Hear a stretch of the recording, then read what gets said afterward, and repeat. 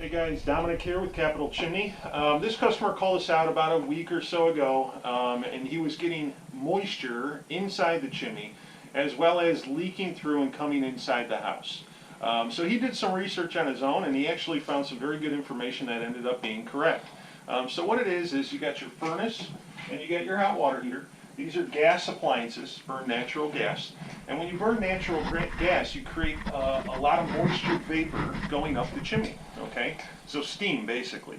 Every cubic foot of natural gas you burn creates 2 cubic feet of moisture vapor. So there's just a ton of water inside the chimney. Now what's going on here is the piping inside the chimney. We'll get a view of that a little bit later. The piping inside the chimney, when the house was constructed, was made with about 9-inch round clay pipe.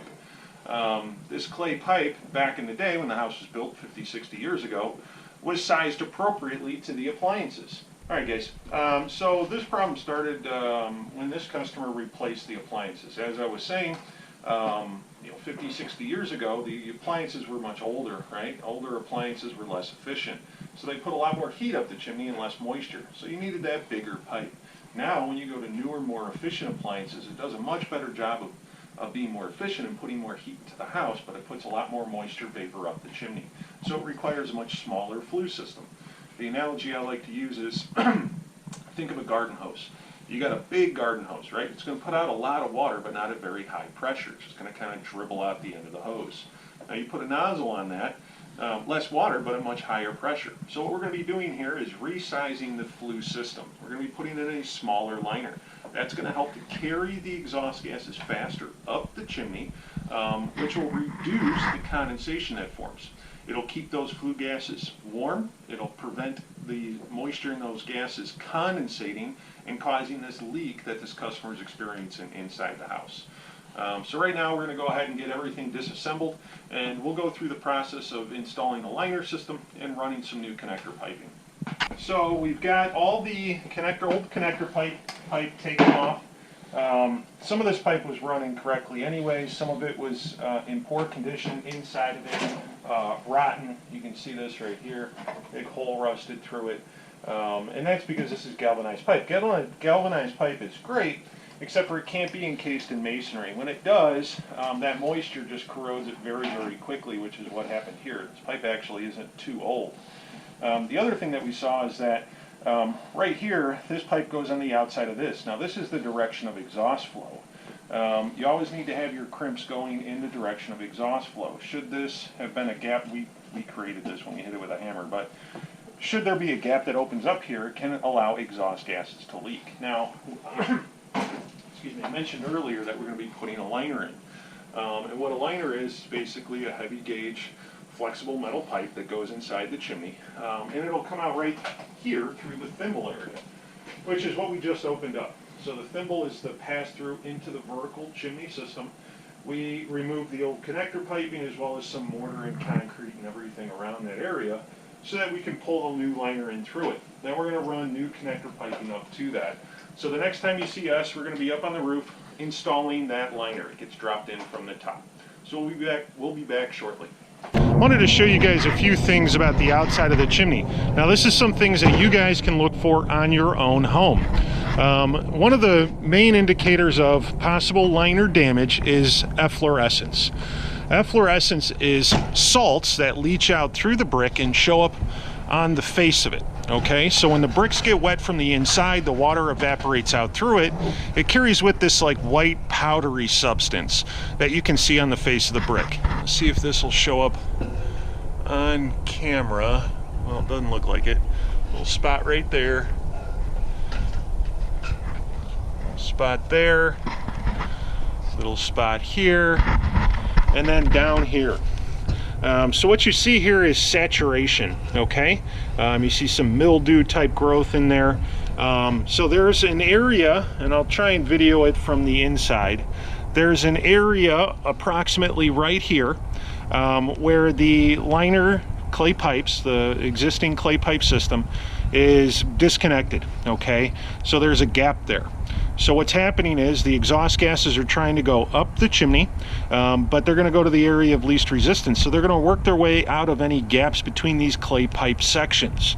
As I mentioned before, the clay pipes are about 9 inches around, and each one of these pipes is about 2 feet tall. Okay, so pipe here, so on and so forth up the chimney.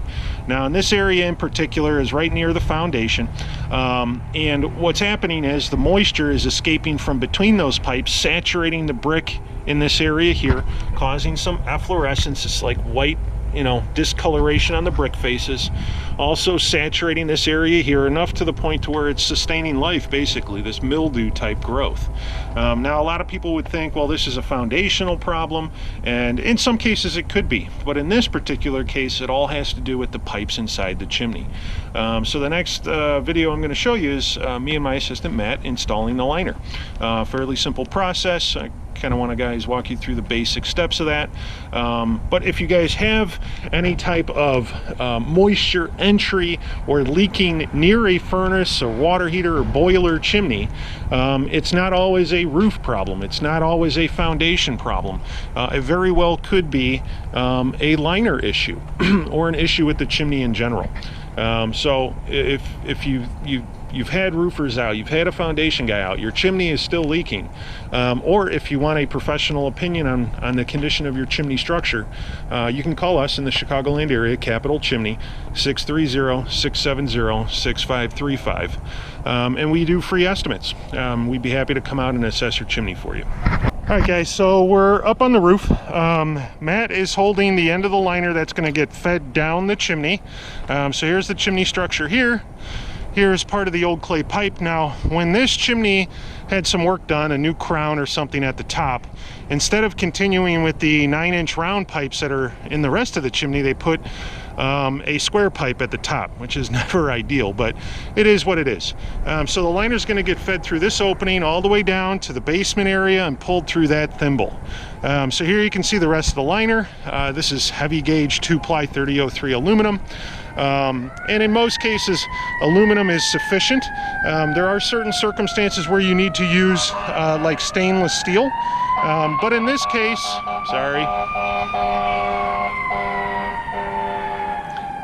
in this particular case, the appliances don't require stainless steel. Aluminum is a more cost-effective material choice for a liner, and our aluminum liners, I believe it's the only ones on the market, carry a 25-year warranty. Now, in most cases, your appliances are going to have to be replaced within 25 years, right? No furnace, no hot water heater lasts more than 25 years, not usually. So, the current trend in the industry is going with what are called high-efficiency appliances. Now, these appliances don't even vent into the chimney. They vent typically with PVC pipe straight out the side of the house, okay? Now, in that case, you've paid extra money for a stainless steel pipe inside the chimney that you're not even going to be utilizing anymore, okay? So, in most cases, aluminum is sufficient. Now, what we can see here is what's called a top plate. So we've cut this to size. This is going to fit on top of that piece of clay pipe at the top, and then that terminates with a proper rain and animal cover. So I'll show you what this looks like once it's all been installed. Okay, so we just wrapped up the installation of the new connector piping. So here you can see the piping for the furnace running up, got a proper code compliant rise to it, going into a what's called a Y, or a collector, and this is where the hot water heater joins in with the system as well. So we have both the appliances, the hot water heater and the furnace, joined together with one Y into the new liner system, and there you can see it peeking out of the thimble there. Around the liner there is a mortar sleeve, and that's to allow the liner basically free movement, expansion and contraction.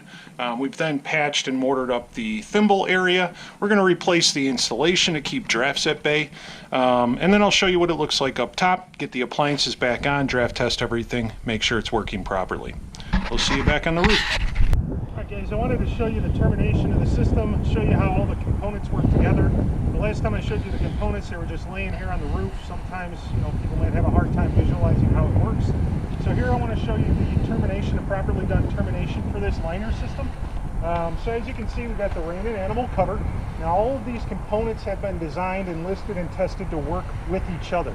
So you can't just, piecemeal stuff like a Home Depot cap with this top plate, with this liner system. It doesn't work like that. So these these liner components have all been UL listed, which means they meet certain codes for safety, basically. So this system will keep moisture, rain from entering into the chimney, which is obviously a bad situation. You don't want this running down and getting into your appliances. It's also louvered to prevent animals from gaining entry into the system, creating blockages with bird nests or even physical bodies like a squirrel, dead squirrel, that sort of thing. And then to seal the gap between the new liner system and the old plate system, we use what's called a top plate. It's basically just a heavy gauge piece of metal that seals that gap. To affix that to the top of the chimney, we just used a high quality silicone sealant to make sure that no water can migrate underneath. The rest of the chimney structure is in good condition. The concrete crown, the brick, the mortar, the flashing, so all that looks to be in good shape. All right, till next time.